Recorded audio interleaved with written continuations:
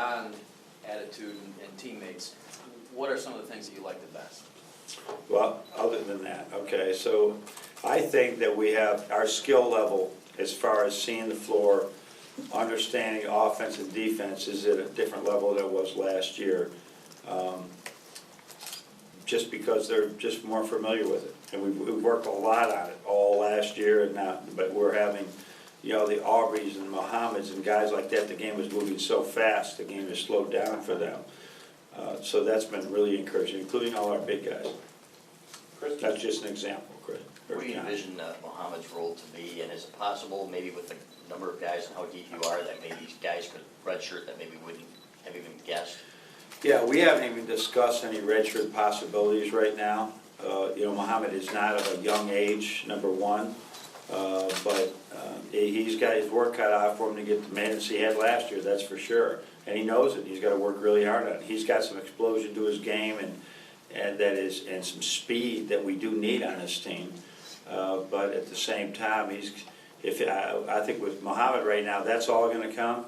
If he can just really become an excellent defender for us, there's always going to be minutes for him. Adam?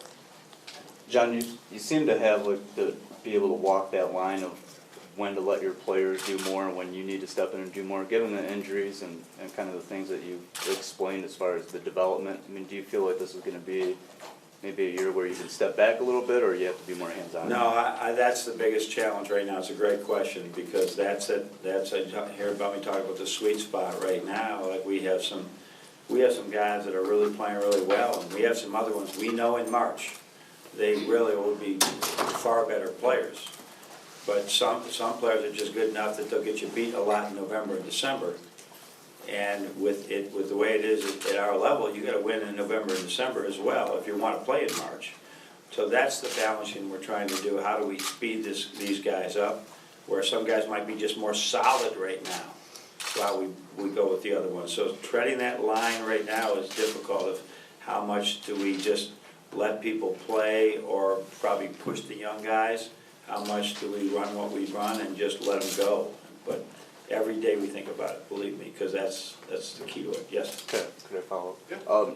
Last year, Mohammed and Aubrey obviously getting a lot of time to develop, and I think touched on a little bit with Chris, but does that, I mean, that's got to give you a little bit of, looking for the word, it's a positive, I guess. Well, it is. They're not running around, you know, blind right now.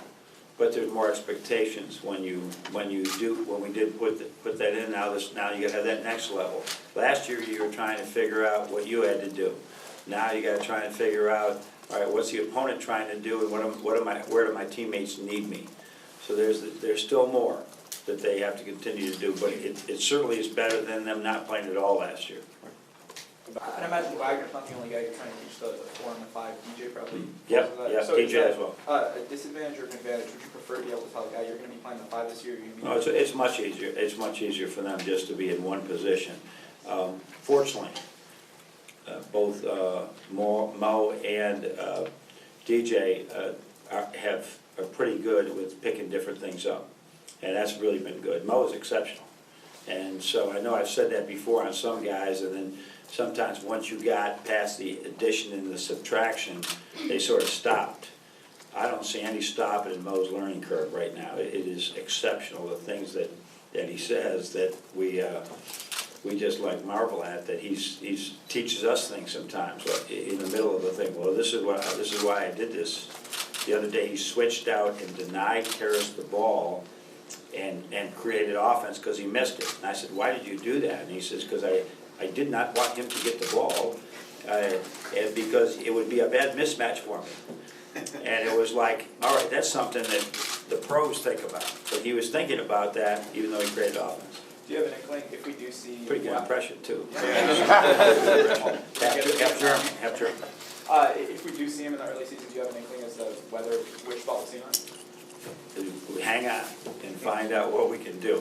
He's got to rebound better to play in the middle, that's for sure. But if that may be just a matter of effort, and 211 to 228 over the summer.